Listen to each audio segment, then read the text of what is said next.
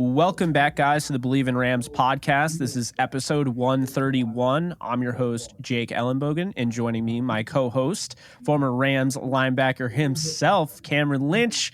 Unfortunately, we're here to talk to you about a Rams 49ers loss, a Rams loss to the 49ers, 8th straight regular season loss. That's what 3 years in a row getting swept in the regular season.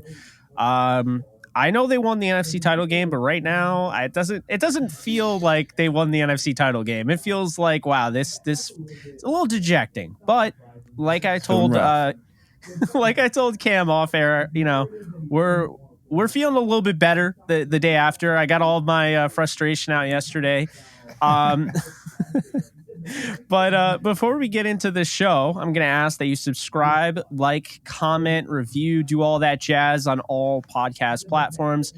Be sure to go follow my buddy Cam over on Twitter at Cameron Lynch 50 and follow me over on Twitter at JK Bogan. You can follow Bleav at Bleav.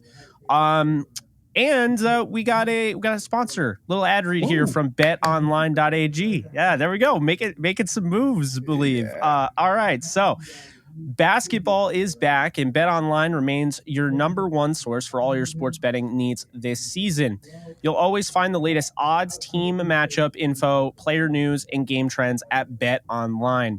And as your continued source for all sports wagering information, BetOnline features live betting, free contests, and giveaways all season long. Always the fastest and easiest way to bet all your favorite sports and events, whether that's NFL, NBA, NHL, MMA, tennis, boxing, or even golf. Head to betonline.ag to join and receive your 50% welcome bonus with your first deposit. Make sure you use promo code Bleav, BLEAV, to receive your rewards. Bet online where the game starts. All right. So, Cam, I'm just going to give you the mic. Like, how you doing, man? Like, it's great to be back on here with you. I wish we were talking about a win, but great to have you back on. Man, I appreciate you, Jake. Yeah, I'm feeling okay. A lot of times our coaches would tell us after a game, 24-hour rule kicks in, right? Like 24 hours from game time, you got to wipe that slate clean and prepare for the next game. So it's 2 o'clock on the West Coast over here. So, the game started at 1 on Sunday. So 24 hours is up, Jake. So we're prepared for the Buccaneers now. Get ready for Tom Brady and that showdown there. Yeah, it can be tough. It can definitely be tough. Where do you even start? We'll start with the burning question, which I'm going to keep doing because I thought it was a good one last episode. Cam, we'll start this off. Burning question. Was this loss more about the 49ers matchup problem or more about the Rams maybe not being who they thought they were going to be? I think it's the latter, and the answer to the latter part will also be the consistency part, right? Where the offense showed up this game, right? You got Matthew Stafford playing a lot better than he did last game. The O-line playing a lot better. But then on the defensive side, on the back end, there are a lot of mishaps, a lot of missed tackles, a lot of blown coverages.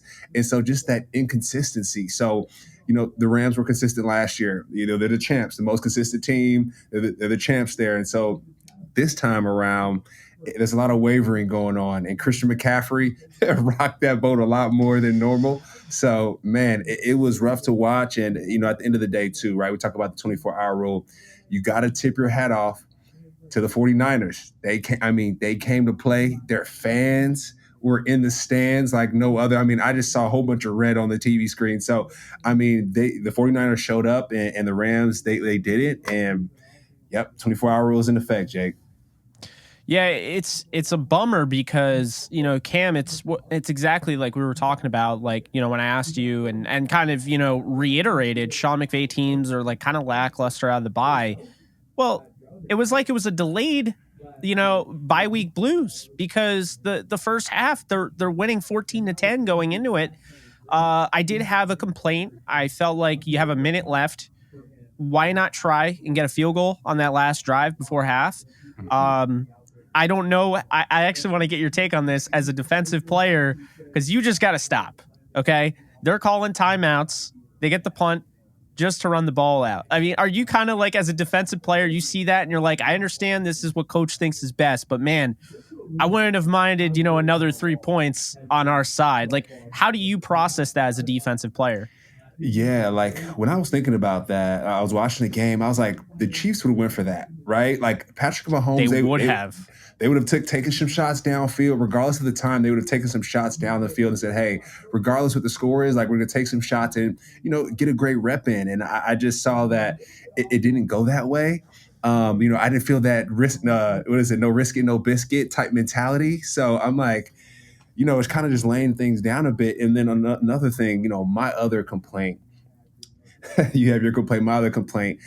I saw that there was some trouble in the red zone as well. I think it was before this. It was the first half when Matthew Stafford scored that touchdown. The plays leading up to that, it just like the offense couldn't get the ball in the end zone. I mean, Malcolm was doing a great job of trying to punch it in the best he could, but it didn't seem like we were going anywhere at all. And so it didn't like. You want to see the Rams take big shots. You want to see the Rams take big shots in the red zone. You want to see Rams take the big shots before the end of the half, and they didn't take those. And so I just, like you said, the lacklusterness after the bye, a little bit more, a little too lax. You want to see the Rams take more shots, and we didn't see that in the first half. And in the second half, things just kind of fell apart a little bit. So it was a frustrating loss for sure. It absolutely was. And I want to go back to your point on the goal line.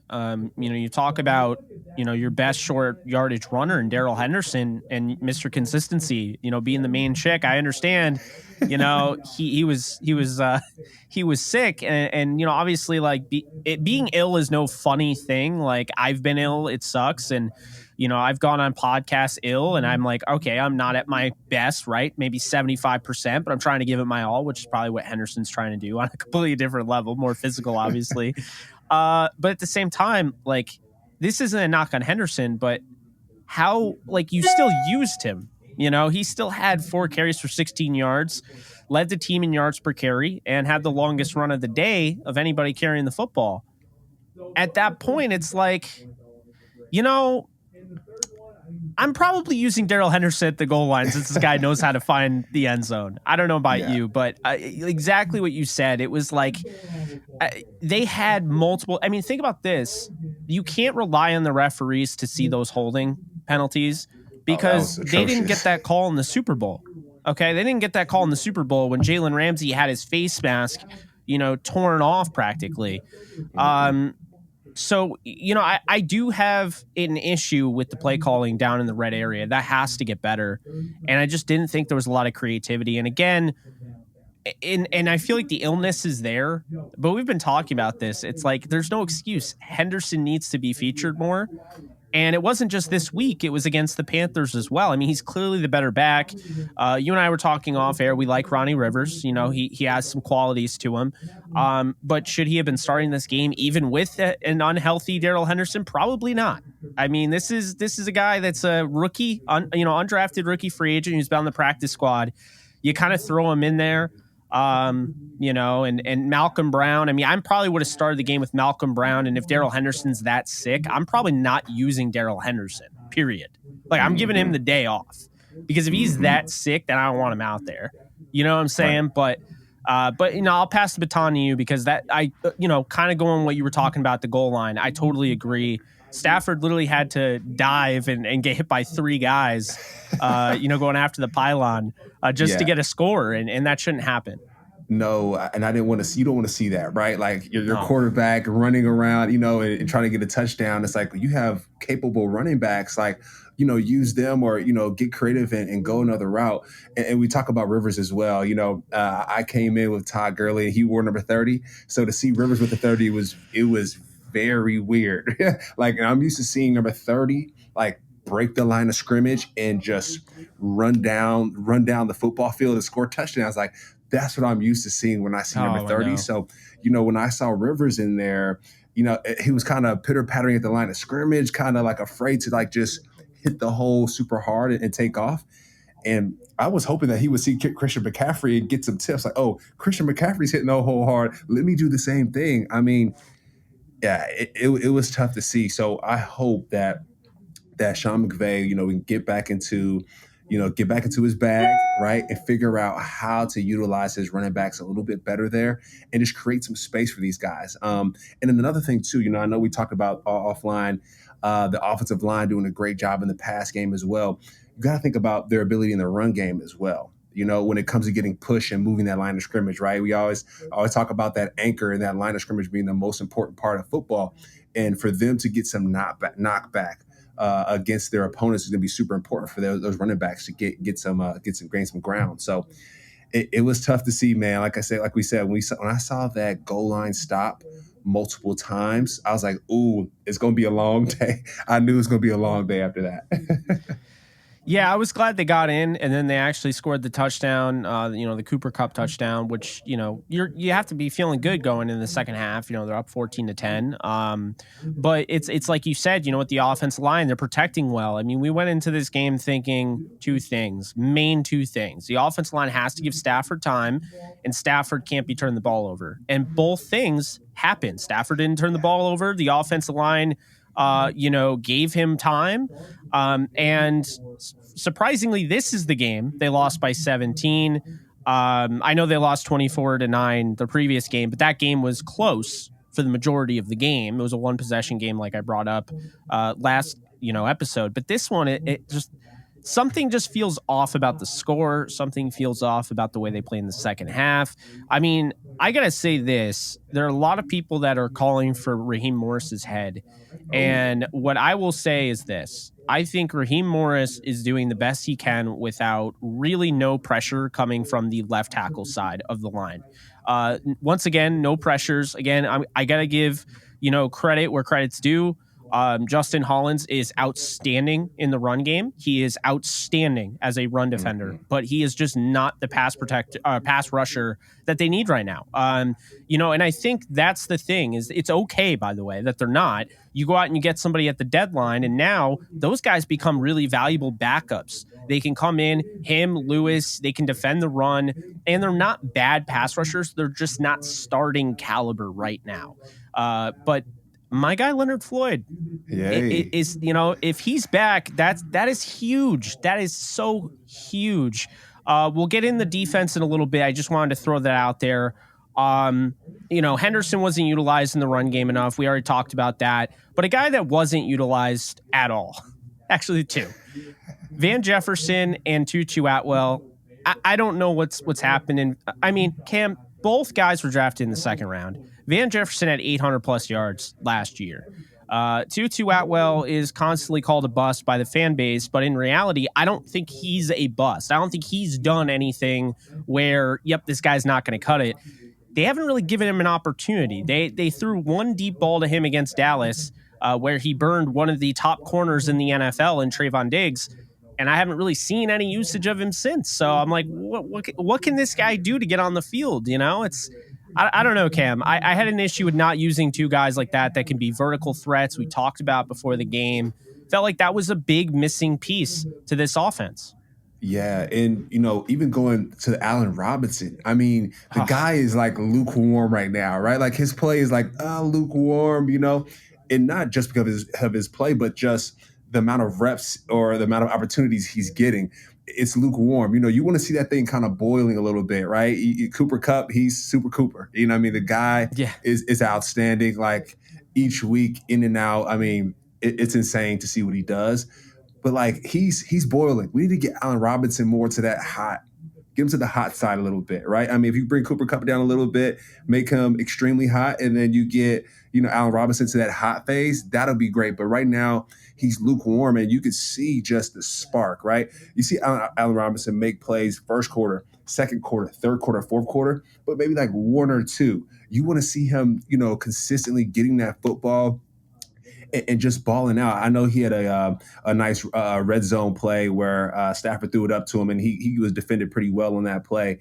And I like that thought process of kind of giving him those jump balls in the red zone, but you got to get him going a lot earlier so he can figure out his rhythm and so he can get going. So, those other guys that you mentioned, they do need to get more play and more opportunities, but we got to get Allen Robinson going just a little bit more as well before those other guys too. But yeah, man, it's you want to utilize all your weapons, and those guys are just almost like they're sitting on ice a little bit. I agree, and it's like Allen Robinson had 7 targets in this game, so it's a good direction, right? You're going in the positive direction here, but you got Allen Robinson going early on, and then you're like, Cooper Kupp. And it's like, here's what I'll say. The offensive line protected well for the most part. Evans gave up 4 out of the 8 pressures this offensive line gave up. So there is a need, I think, at guard. But I thought Ibushi played extremely well. This is a guy that's been on the roster for not even, 7 weeks? And he comes in there, doesn't even give up a pressure. And neither did Brian Allen, who we were also talking about, like Van Jefferson. Allen was going to be like a godsend. And sure enough, he was. He was huge for them at center. Pass pro isn't the only thing that an offensive lineman does. I understand the run game wasn't great.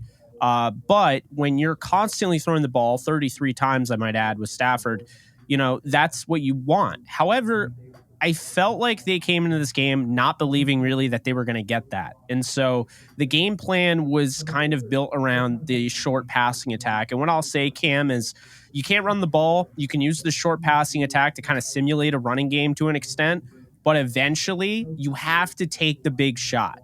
And they didn't do that. So the 49ers were able to pin their ears back, and they're like, all right, well, if Stafford's going to keep throwing these, these short passes to Cooper and, pass to Higbee there and, Ronnie Rivers here, we're just going to come down and level him, and that's really what happened. I mean, they weren't able I don't even think they got past the 50 after that fumble that they had. The Christian McCaffrey fumble was about 7 minutes to go. They were up 14-10. I don't think they got past the 50 after that. I mean, it was just like insane. I mean, and it was crazy to see the what I did like what the Rams did is they started going hurry up offense. And so you see the 49ers, kind of getting set like in their position, like, oh, we have to hurry up because they're going hurry up offense. But you would see their safeties are all the way up in the box because they know there's no deep shots coming. There's not much of a threat there. And so, like you said, it was almost like, the Rams were telegraphing everything. And we need a little bit more. We need a little bit more from the Rams, and for them to make the playoffs, for the Rams to do well and go into the postseason and be the team that we want them to be. We're going to need a little bit more. We're going to need a little bit more. And I think at the end of the day, the offensive line did a great job in pass pro. I would like to see them do better in the run game as well, man. You got to get the run game going because, like you said, if you have to makeshift the offense to simulate a run game, right, through passing the ball, that's like, oh man, you just like fight with one hand behind your back, and we got to be able to do more than that. Fight with your feet, fight with whatever you have. The Bills do that by choice.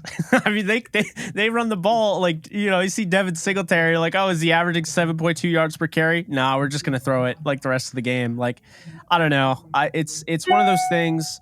And this, I'll say this, and I don't mean to knock your former coach because I love McVay. Okay, he was my handpicked guy in 2016. But my biggest issue with McVay is people keep saying, if we just got Kareem Hunt, if we just got this, Sean McVay would be using Derrick Henry 15 times a game and not 30. They don't want to run the football. They want to throw the football. But the problem is, if you want to throw the football and you have Stafford, you can't be using him like you did with Goff in 2019. And that's what we saw yesterday. It was a lot of the quick passing. It was a lot of the bubble screens, the regular screens, the quick slants, and nothing over the top. It was like, you're not forcing the 49ers. You did not take one shot on Diamador Lenore. I mean, we talked about Emmanuel Mosley being out. This defense is weakened, right? And I understand Jimmy Ward's made plays, right? And we talk about Hufanga, and he can.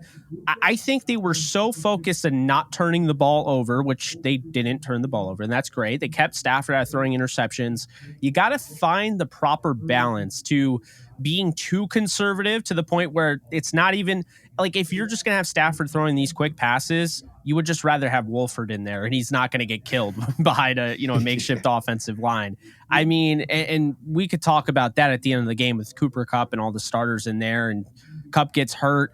But it is a confusing thing though. It's like, why do you have Stafford if you're just going to be throwing 5 yards, every pass essentially, which is what his average was, around like 5.7. That's one of the lowest I've ever seen for Stafford. So I understand maybe they saw it in the game plan, take advantage, whatever.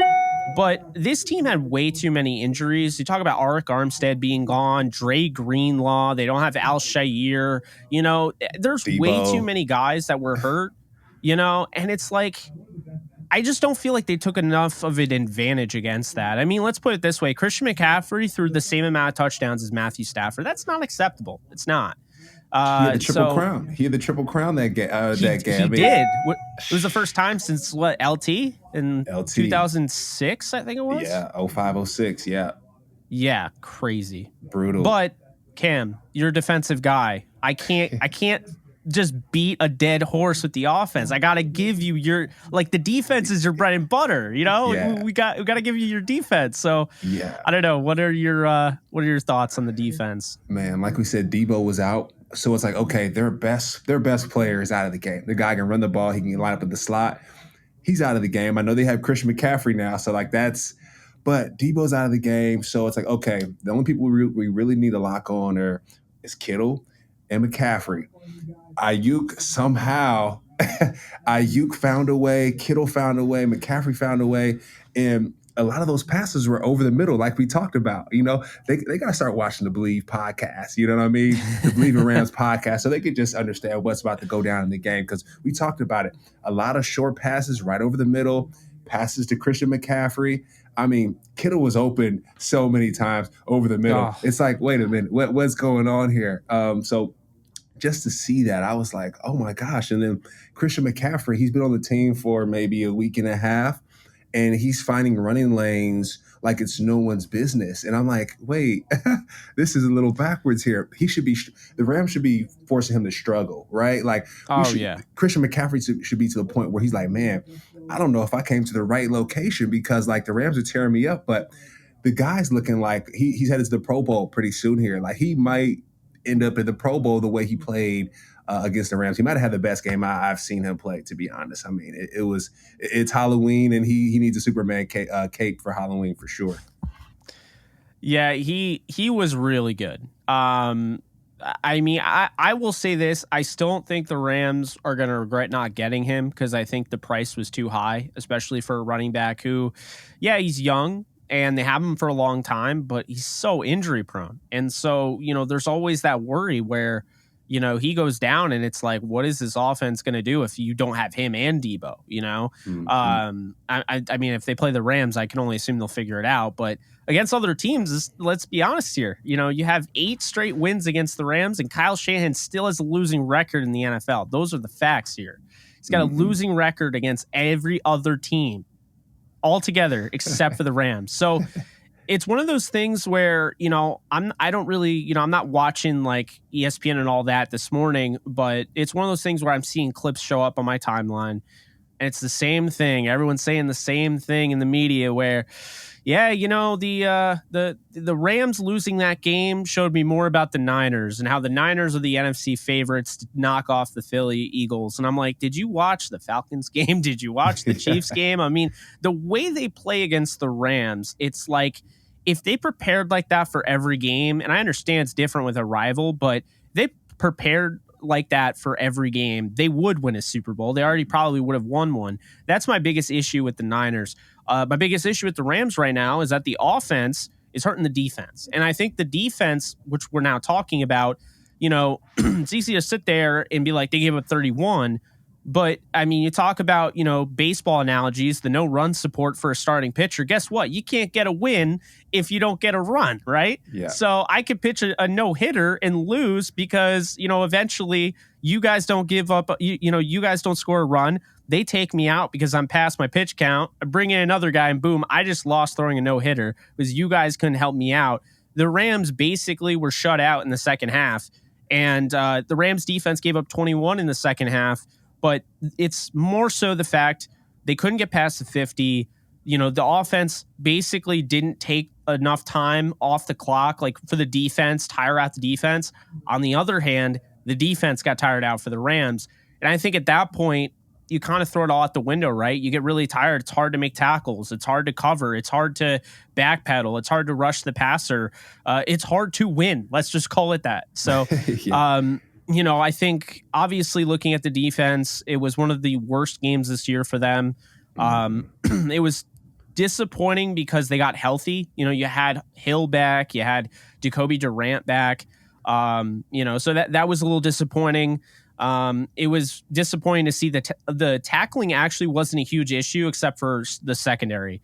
The linebackers were fine. I think Ernest, he missed a tackle he probably wants back, but in the trenches, I thought they tackled well. But in the secondary, too many missed tackles with Rapp and Scott, too many blown coverages, no pressure outside of Aaron Donald and Leonard Floyd, which puts your defensive coordinator, Raheem Morris, in a really bad, circumstance there where he has to try to manufacture different ways to win a game without getting any pressure on one side. And what I think the Niners did extremely well, and mainly Kyle Shanahan, something they always really do that the Rams haven't been able to stop. They motion one way and go the other. I know that that's about as simple as I can make that sound, but there's a lot of nuance to it, as you would know because you play in the league. But they've really been doing those misdirections with the motion and going this way and having different pullers and whatnot.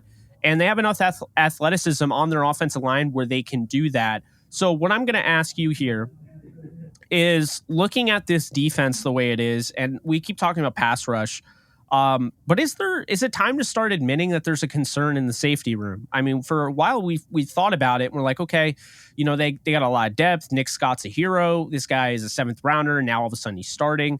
But Nick Scott he's starting to kind of, show some signs. Maybe he's not the guy. Taylor Rapp, I mean, he's already been mentioned a little bit in trade rumors. Both contract year guys. Is it time to start using Terrell Burgess, maybe even a Russ Yeast, trying to, get some momentum going? Because I feel like changes have to be made when you're 2-3 at home. I feel like changes have to be made when you're the defending Super Bowl champions and going into week 9, you're below 500. But what are your thoughts on that?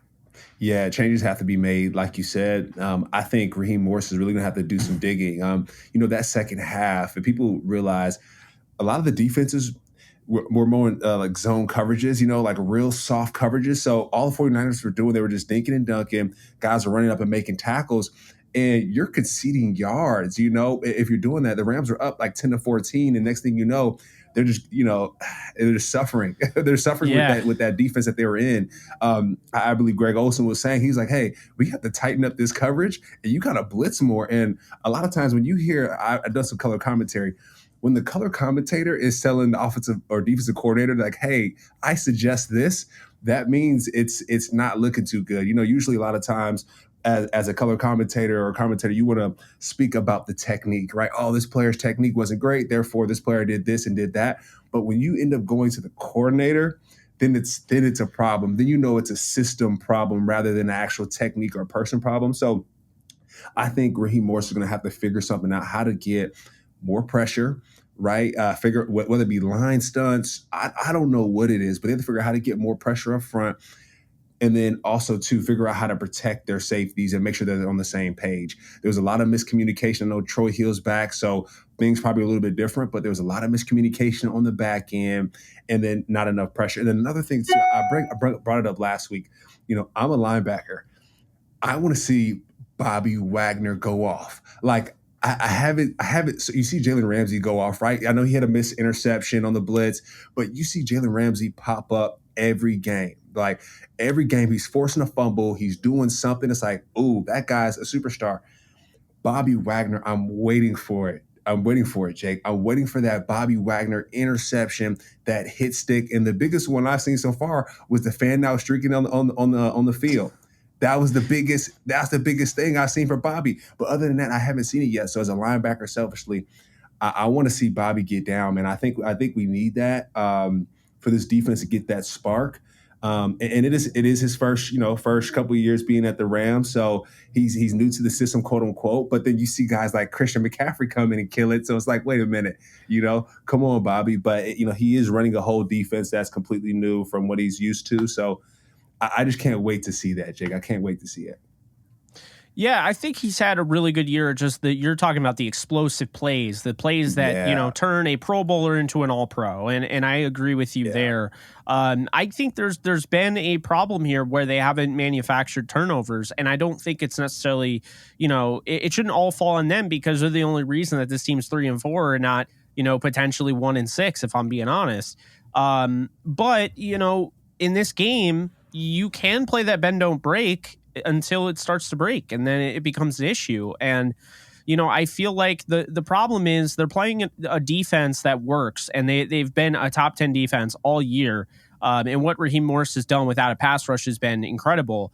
But eventually, the offense has to score points. Otherwise, even if you're playing bend don't break and you're only giving up field goals, if you're only scoring twice, you're not going to win most games. I mean, 14 points won't win you most games in the league. 31 points given up won't win you most games in the league either.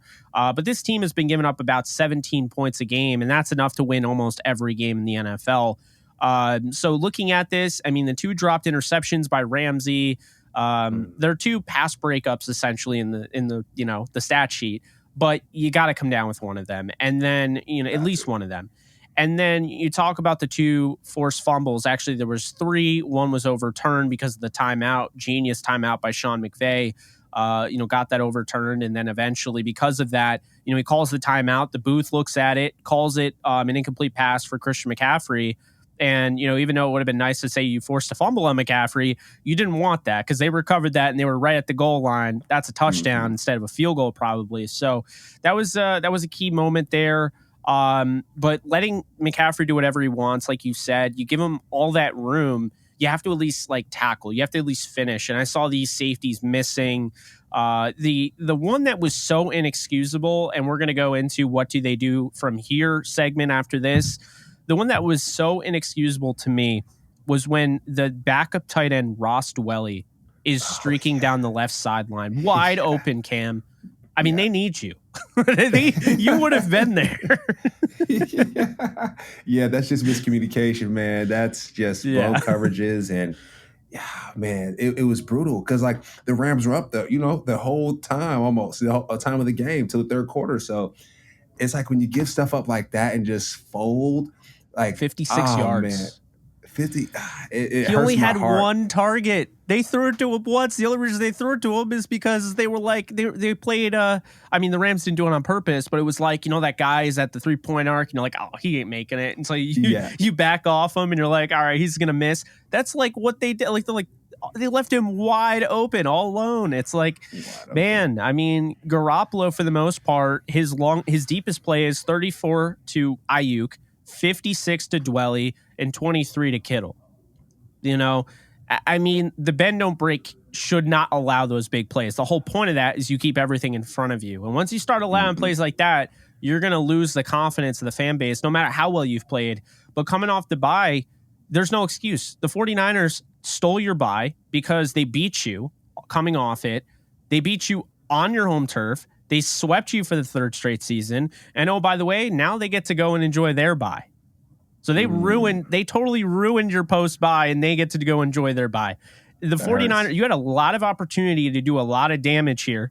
The 49ers are a 2-3 road team, but the Rams are a 2-3 home team. And the Rams had an opportunity to put the 49ers at 3-5 going into the bye, coming out of the bye, facing maybe a healthier Chargers team. I don't know if they win that game, but instead now they're 4-4. The Rams can win this Sunday against Tampa, and they're both tied at 4-4, but that doesn't change anything. I mean, you had a chance to put them down bad, and you didn't have to play them the rest of the year either. It just, the second half was really upsetting. And what I'll say is where do you go from here, right? The trade deadline is tomorrow at 4 p.m. Eastern time, Cam. Rumor has it they're looking at edge, running back, and wide receiver. I do think that they should consider pretty much all options that they believe can help this team. I mean, if I'm being honest, I don't really like hearing the whole, they're not a edge defender away. They're not an interior offensive lineman away, because I don't necessarily agree with that, because we look at the first half and they were in this game. They were winning this game. The second half gets away from them. As you know, 3 to 4 plays can alter a game. And I think when you look at it, who's to say that adding a Isaiah Wynn at guard, he plays well, and now all of a sudden those 4 pressures that Bobby Evans had, now instead of giving up 8 on the day and 1 sack, you give up no sacks, and you only give up 4 pressures, and that helps. And then an edge defender, instead of only having 9 pressures on the quarterback or 8 pressures on the quarterback, now you're able to get to the quarterback more. Maybe you put 17, 20 now, having that one guy, because what he can do, maybe a Bradley Chubb or Brian Burns, helps Donald, helps Gaines, helps Ashawn Robinson, helps Leonard Floyd. I mean, I don't agree with the sentiment that they can't fix. There's too many issues to fix. They will not be mailing it in, so to speak, because they have Aaron Donald for the next 3 years. They have to make do on that. They have Stafford for 5. But what are your thoughts? Where do they go from here, Cam? And do they make a move at the trade deadline?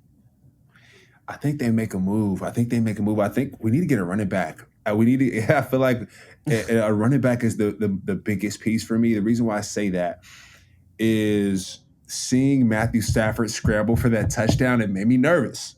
You know what I mean? And so it's like, hey, to avoid from getting your quarterback that took you taking you to a championship, to avoid him getting hurt, get a running back, get somebody else to run that thing in there, right? Or get better with the scheme. You know, like you said, at the end of the day, like getting one person in a spot is not going to change the whole outcome of and solve all the issues. It's, find a better way to scheme, encourage your players to run block a little bit better. You know what I mean? But it's after seeing Matthew Stafford score that running touchdown, I was like, ooh, yeah, we need help in this running game. So I think the first things first is make sure the running game is solid. I think make sure the running game is solid is going to be really important because we have these receivers that can catch the football. You got Cooper Kupp, you got Allen Robinson, you got Jefferson, you got Atwell, you got guys that can catch the ball. You got Higbee. So make sure the running game is solid. I think that's football 101. And then I think the defense, they'll take care of things. They'll fix things on the back end. Raheem Morris, he'll be more aggressive with his defense, right? Play less passive, in second halves and whatnot. But I think if we get that running game going as a team, I think we turn this thing around. I could definitely see that. I think, Kyron Williams, who was a 5th rounder they traded up to get, I think there's a chance if he's back against Tampa, he could have a featured role. I think you got to use Henderson more. I'm kind of the idea where if you get a running back, you can't give up top dollar for it. Unless you're getting Alvin Kamara. I think Alvin Kamara I would give up top for, because you'd have him long term, and this is a guy that he does everything extremely well. He can pass protect. He's one of the best pass catching backs in football. In a way, it would almost kind of overshadow the 49ers getting Christian McCaffrey, because I think when Kamara is healthy, I think he's better. I think Kamara is one of the best running backs in football. He showed it yesterday. He also had a 4 touchdown game, whatever. He had 5 touchdowns on Christmas or whatever against it was the Vikings. That was unbelievable. But yeah, I think I think Bradley Chubb is probably the most likely, if I'm being honest. Right now, I think Bradley Chubb is very likely to be a Ram. I know the Broncos won that game against Jacksonville, but I don't feel like they're going to come to a deal with him. I really don't. I don't think they're confident. They spent a lot of money to go out and get Randy Gregory, and I know his season is potentially over. But they also really like what Baron Browning's doing. They have some guys there. And I just don't think they want to get into a bidding war for Bradley Chubb. And I think right now they're looking at the way the compensatory pick formula goes, and they're like, we need to trade this guy because we're only going to get like a 3rd rounder or 4th rounder for this guy, when we could get a 2nd or a 3rd, probably a 2nd, I would imagine, for Chubb, maybe even more. You just saw Roquan Smith was traded right before we went live to the Ravens. And, as a linebacker yourself, Roquan is a game changer. So the Ravens got a huge deal, and they only give up a 2nd and a 5th for, in my opinion, an all-pro talent. So Chubb's not all-pro. He's very, very good, but he's not all-pro. The Rams don't need all-pro. They just need more pressure off the edge. They need a guy long-term, and I think Chubb's going to be that guy. He's not my preferred choice. I would probably spend top dollar to go out and get Brian Burns, but I think Chubb is the most likely here, because I think the Rams are going to make a big move. They did it. If people are saying this is similar to 2019, well, I'll tell you right now, they got Jalen Ramsey in 2019, and everyone said, well, you got Jalen Ramsey. It was a waste of picks. He's not going to help you get to the playoffs. And basically the Rams like, no, you're missing the whole point. We got him for the long term. I mean, we'll try to make the playoffs, and they didn't make the playoffs, but they're like, we got him for the long term, and it worked out. I think they're going to do it again. And I think if they get Chubb, Cam, look out for a potential contract extension that is part of that deal, which is why go home. If this is done, it'll probably be done a little bit before 4, because you don't want something with all that language and everything, like trying to get that all done before 4. You know what I mean? Right. But fun fact, I think, you played with Mark Barron.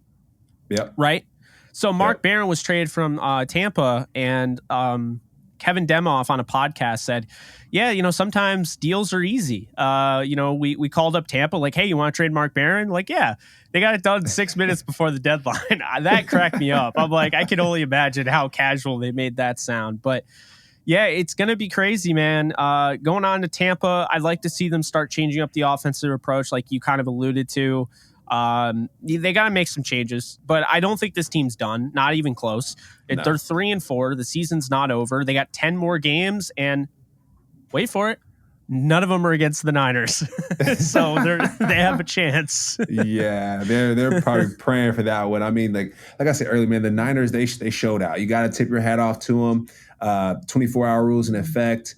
They did their thing. Like I said, the trade deadline's coming up, so hey, you get something that can be more long term. The season's not over yet, like you said, man. There's a lot of football left. But just know they're playing Brady next week. The Buccaneers haven't been doing well, but they're playing Brady, so they have to come with it. The Rams have to dig deep and figure out, hey, where do we want this to go? Do we want the story to be, okay, we won a championship and then we just fell off the cliff after that, or hey, this organization, this franchise is the one to be. So we'll see.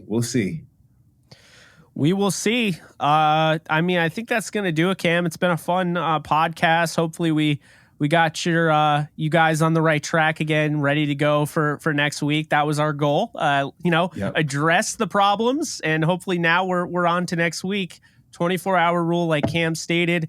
And you all heard it. So, it all goes to you as well. So that's going to do it for us. I'm Jake Ellenbogen. He is Cameron Lynch. And this has been Bleav in Rams, episode 131, presented by BetOnline. We appreciate you guys, and we'll see you guys later on the week. Later, folks.